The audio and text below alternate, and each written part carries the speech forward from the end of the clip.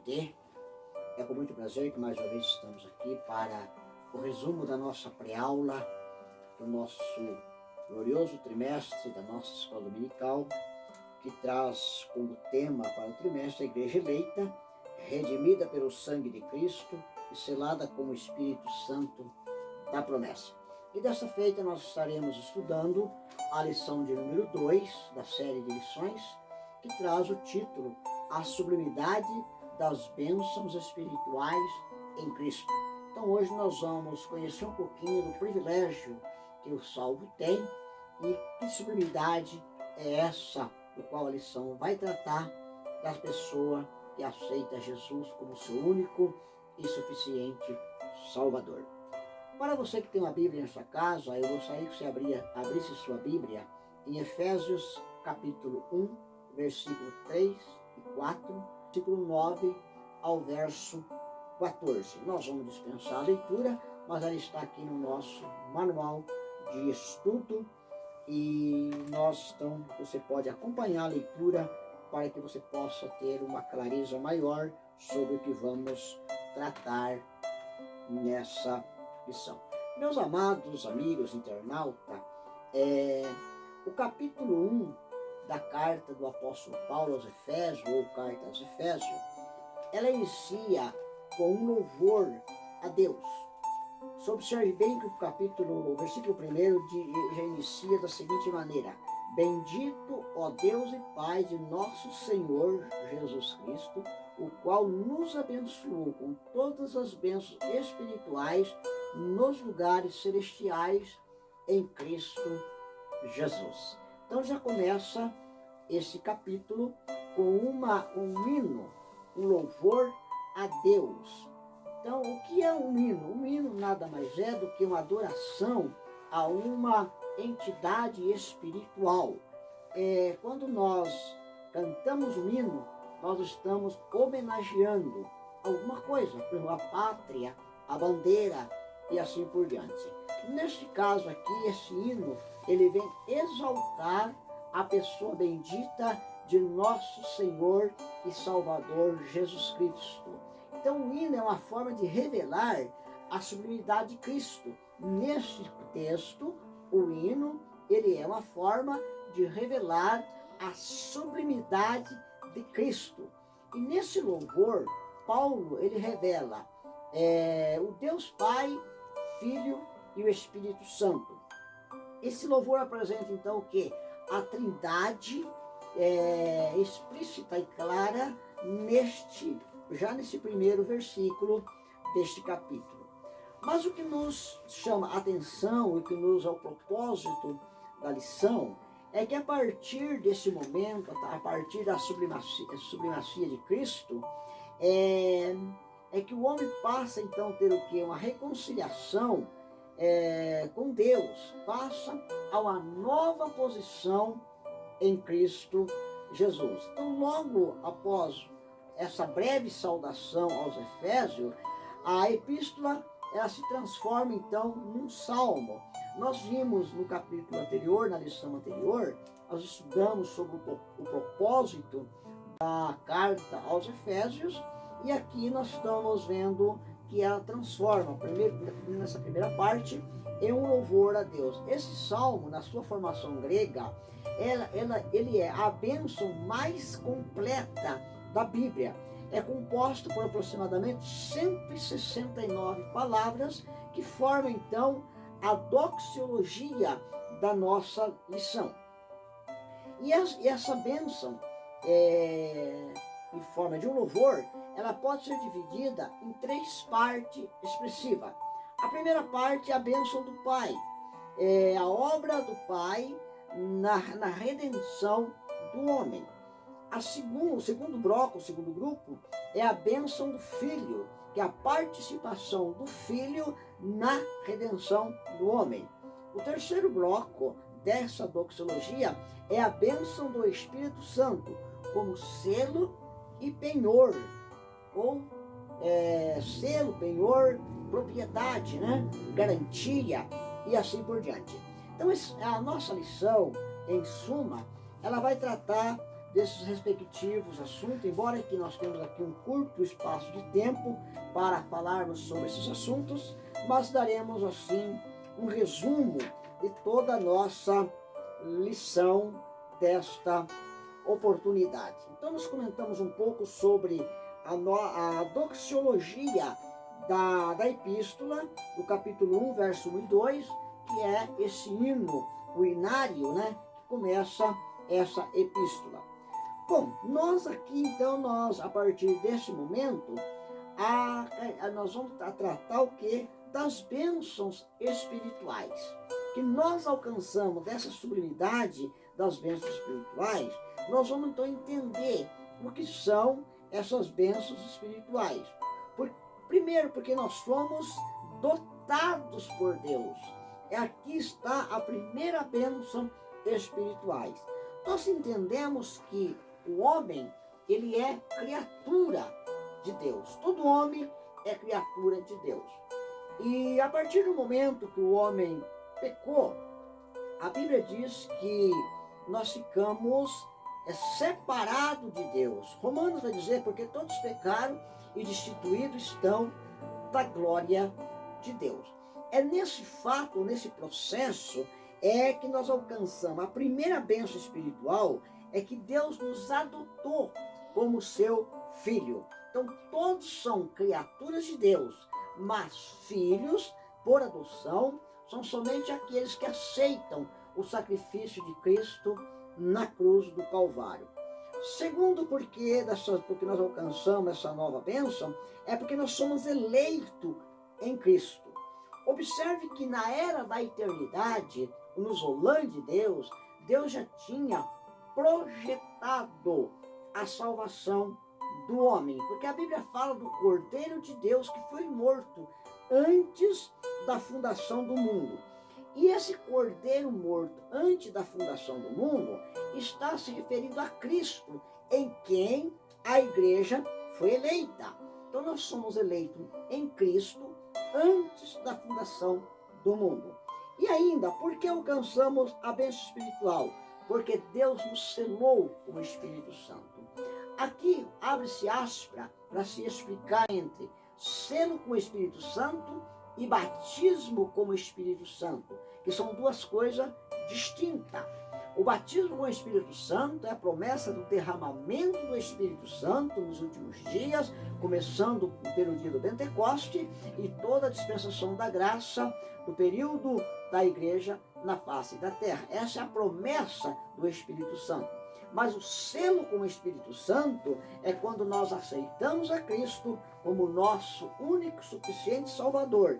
Então Deus nos sela, ou seja, Ele nos dá a garantia. Então o Espírito Santo, o selo com o Espírito Santo, ele é a garantia, ele é a validade da promessa de Deus conosco. A promessa da nossa salvação, a garantia da nossa salvação. Então, a partir do momento que nós aceitamos a Cristo, o Senhor coloca o Espírito Santo, dá o Espírito Santo como parte de pagamento, porque selo no antigo tempo, ele era oferecido como uma garantia de pagamento, como dizer assim, uma antecipação, a primeira parcela de um pagamento. Então, nessa primeira parcela do plano de salvação, Deus deixou o Espírito Santo. A Bíblia disse que o Espírito de Deus, ele geme com gemido inexprimível em nós. Então veja, meus amados, esse selo glorioso. E ele se comunga com o Espírito do homem, que tem sede de salvação. A partir desse momento que nós alcançamos essas bênçãos espirituais, nós também temos uma nova condição. É isso que a Epístola aos Efésios vai tratar, não somente para quem está em Cristo, mas para todo aquele que é nascido da água e do Espírito. Não somente para quem está em Cristo, mas para todos aqueles que nascer, ou seja, para aqueles que já estão em Cristo e para aqueles que vão nascer da água e do Espírito. Já tratamos também isso em uma lição anterior, né? Já falamos sobre nascer da água e do Espírito. Então, a partir do momento que nós aceitamos a Cristo, que passamos pela lavagem da regeneração pela palavra e fomos batizados e selados com o Espírito Santo, com o penhor e a garantia, nós passamos então a ter uma nova condições em Cristo. E a Bíblia diz que Deus nos fez assentar em regiões celestiais, em lugares celestiais. No capítulo 2, verso 5 da carta aos Efésios, vai dizer assim, ó, estávamos mortos em nossas ofensas e pecado, mas ficou juntamente com Cristo. E aí nós assentamos em regiões celestiais. Ou seja, aqui é um sentido figurado, né? Essa é a nossa nova condições como crente em Jesus. E aí passamos então o quê? Estar edificado em Cristo, que é a pedra viva, que 1 Pedro capítulo 2, verso 5, vai falar que sois edificado casas espirituais. E Cristo, ele é o quê? A pedra angular, a pedra principal, a pedra de fundação, a pedra da construção. E assim então nós podemos desfrutar de todos os benefícios provenientes dessa nova condição espirituais. Louvado seja Deus. A nova condição espiritual é uma condição que só é aceita por meio da fé. A partir do momento que aceitamos a Cristo, nós passamos a ter essa fé gloriosa, fé para a salvação. Então nós passamos a desfrutar desse benefício da nossa redenção. E também passamos agora a ter o quê? Uma vida cristocêntrica. Aleluia! E que é uma vida cristocêntrica. Paulo passa a apresentar Cristo como a pedra angular, né? Nós dissemos, pedra angular refere-se ao modelo de construção. A vida em Cristo é o modelo do qual em nós somos edificados. Por isso a nossa vida é uma vida cristocêntrica, ou seja, Cristo no centro de todas as atividades nossa. O velho homem morreu. O egocentrismo, o homem no centro, agora é Deus no centro, é Cristo no centro. Por isso nós passamos a viver uma vida cristocêntrica. Nós dependemos de tudo em Cristo Jesus, a esperança da igreja. E isso, ele é um mistério. E esse mistério, essa revelação de Deus, que estava oculto para o santo, Deus planejou esse mistério pela sua soberania e pela sua vontade. Essa soberania foi através de Cristo, para que ele tivesse o quê? A preeminência. Eu gostei muito dessa palavra preeminência, que está lá em Colossenses capítulo 1, do versículo 16 ao verso 20, vai falar bem sobre isso. Mas o que é preeminência? Preeminência é ocupar lugar mais elevado, excelente, é uma distinção. Então, esse mistério estava oculto em Deus.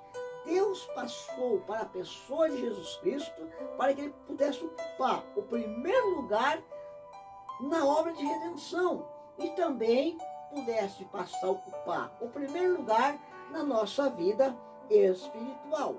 E isso é um mistério. E esse mistério só é aceito por fé. Meus amados e queridos internautas, nós vemos que todo esse processo de redenção, o processo desse mistério da nova vida em Cristo, foi processado através dos tempos, que desde o tempo de Moisés até Cristo, Deus desenvolveu o seu plano de salvação em torno de um povo. E esse povo era o povo judeu, o povo da promessa. Até então, até o nascimento de Cristo, todo esse desenrolar do plano de salvação era centrado na nação escolhida, a nação de Israel, o povo judeu. Mas na dispensação da graça, Deus tem um outro plano. E que plano é esse? isto é, ele centra a sua atividade na igreja, que é a edificação do corpo de Cristo. Então veja que hoje a Bíblia vai chamar, a nossa lição vai chamar isso de plenitudes do tempo. Ou seja, tempo determinado por Deus para a igreja gentílica. Na plenitude dos tempos, Deus convergiu a sua soberania na pessoa de Cristo. Por isso é que lá a lição disse de preeminência, elevação, superioridade. Cristo é a resposta final para a humanidade. Nessa preeminência de Cristo, não existe outro caminho, não existe Deus, não existem outros deuses, conforme nós estudamos na lição anterior sobre Artemis, Diana, dos Efésios, que era uma deusa que era cultuada como a deusa da fertilidade, a deusa do sexo, até tinha o peito aberto, com seios, e havia o culto a deusa Diana, né? Que era um culto praticamente na forma sexual. As prostitutas cultual, havia um culto onde a prostituição era oferecida como adoração à deusa Diana. A carta aos Efésios vai exatamente para destronar a deusa Diana dos Efésios, para colocar Cristo com a preeminência da salvação. Agora Deus tira toda a escravidão daquele povo de Efésio e coloca Cristo na cabeça. Cristo com a preeminência para todo aquele que aceita Jesus como único e suficiente Salvador. Alguns intérpretes, alguns estudiosos, dizem que essa carta ela é apenas uma circular e foi mandado não só para a igreja de Éfeso, mas para a igreja em todos os tempos.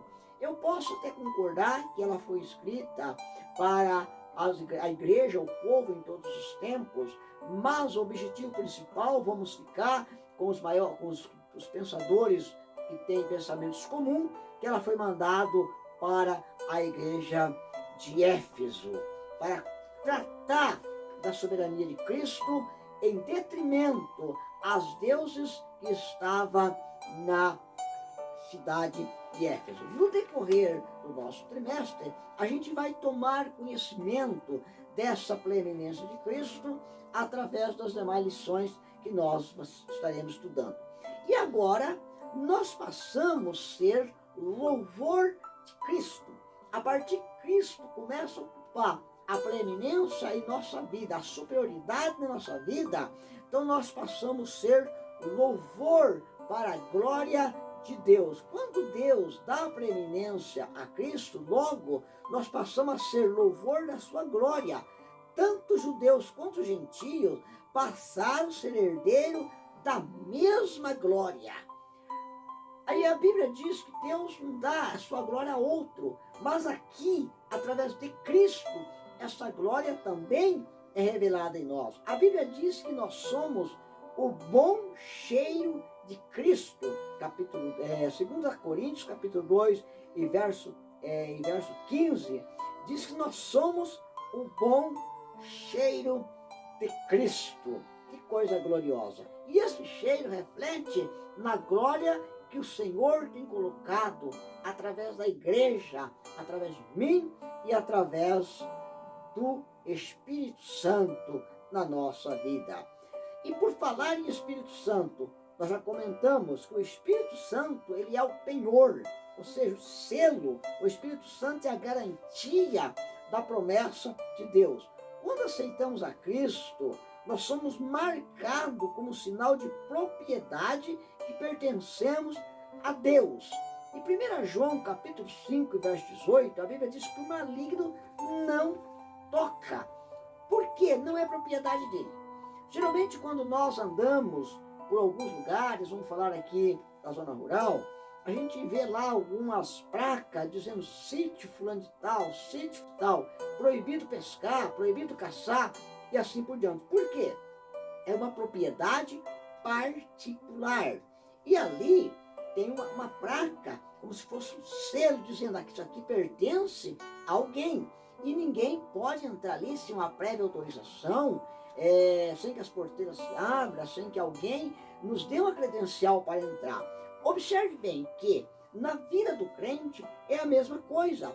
O maligno não pode tocar naquele que realmente é convertido, naquele que realmente é transformado, naquele que realmente vive uma nova condições espirituais.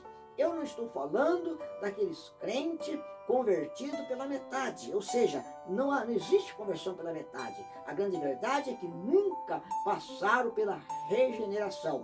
Essas pessoas são vulneráveis aos ataques do inimigo, mas aquele que é nascido da água e do Espírito e que tem o selo de Deus como garantia, como penhor, como pagamento dessa primeira parcela do plano de salvação, porque não significa que o homem não venha a pecar mais. João diz, filhinhos, não pequei, mas se pecar, tem um advogado junto ao Pai. Observe que a partir do momento que o homem peca e eles se arrependem, porque a Bíblia diz que nós somos pecadores arrependidos, logo então o pecado não pode permanecer em nós, mesmo que a pessoa venha pecar por quem sabe, por inconsciência, involuntário e assim por diante, mas mesmo assim ele tem um advogado junto ao Pai. Mas o maligno não o toca para destruir. Ele pode insinuar, pode levar o homem até, quem sabe, a pensar o pensamento do pecado, quem sabe até tomar caminhos, rumos diferentes. Mas na pessoa de Jesus, ele não vai permanecer no pecado, porque ele tem o selo e o inimigo não pode tocar nessa propriedade, não pode violar essa propriedade. Então o Espírito Santo, ele tem um papel fundamental na nossa vida. Ele nos ajuda na regeneração, na purificação e na santificação. Somente através da palavra e do Espírito Santo de Deus na nossa vida é que vamos alcançar a regeneração, a purificação e a santificação. O Espírito Santo também é o que? É o que convence o homem do pecado. João capítulo 1, versos 6 a 7, nós vamos encontrar essa narrativa que fala que ele é o que convence o homem do pecado. Se não fosse o Espírito Santo, ninguém salvaria, ninguém chegaria ao conhecimento, porque não haveria convencimento. O Espírito Santo, ele não é um bom vendedor. Então, um bom vendedor, muitas das vezes, para vender o seu produto, ele engana. Muitas vezes, para vender o seu produto, ele não fala toda a verdade. O Espírito Santo de Deus, não. Ele convence o homem do pecado, ele mostra o erro, ele traz o homem à consciência da sua responsabilidade, da sua separação do homem de Deus. E agora ele coloca o Espírito Santo convencendo, o homem aceitando a Cristo como o único e suficiente Salvador. Logo então ele recebe esse penhor, essa garantia como parte de pagamento, né? Que é usado muito no termo grego como arabon, que significa primeiro pagamento ou a primeira parcela. Por que primeira parcela, queridos e amados? Porque se Jesus não deixa o Espírito Santo, o Consolador, para estar conosco, e o selo do Espírito Santo, que certeza nós teríamos da vida eterna? Nenhuma. Mas o Espírito Santo é a garantia, ele nos convence, ele coloca em nós essa certeza. Cristo morreu na cruz do Calvário e nos garantiu uma nova vida nele, uma nova vida em Cristo Jesus. Selo significa que nós temos a nossa salvação garantida. É isso que Paulo quis passar na carta aos Efésios. Não ser salvo, como já disse, salvo para sempre, pois temos que permanecer. Muitas pessoas acham que uma vez salvo, salvo para sempre, como é o caso da predestinação. Não existe predestinação. Posso até concordar que existe predestinação a partir do momento que a pessoa aceita Jesus e está predestinado a ser salvo. Até quando ele permanecer dentro dos caminhos do Senhor. A partir do momento que ele se separa dos caminhos do Senhor, distancia dos caminhos do Senhor, então ele está predestinado à perdição. Mas isso está condicionado a uma coisa, ao livre-arbítrio. Então, logo, não existe da parte de Deus uma predestinação, salvo para sempre, perdido para sempre. Isso a Bíblia descarta essa possibilidade. É óbvio que nós temos aqui a soberania de Deus. Nós não podemos descartar a soberania de Deus, o conhecimento por antecedência, né? A onisciência de Deus. Isso nós não descartamos, mas o que nós não podemos é admitir é a predestinação. Uma vez salvo, salvo para sempre, uma vez perdido, perdido para sempre. Por caso contrário, não necessitaria do selo, do penhor, que é o Espírito Santo de Deus em nossa vida. Meus amados e queridos irmãos, assim nós aprendemos um pouco o que é bênçãos espirituais em Cristo, né? Incluímos no nosso louvor, inclui a nossa promessa de Deus em Cristo e temos a garantia do Espírito Santo. Que Deus nos abençoe em Cristo Jesus e até o nosso próximo encontro, se Deus assim nos permitir. Amém.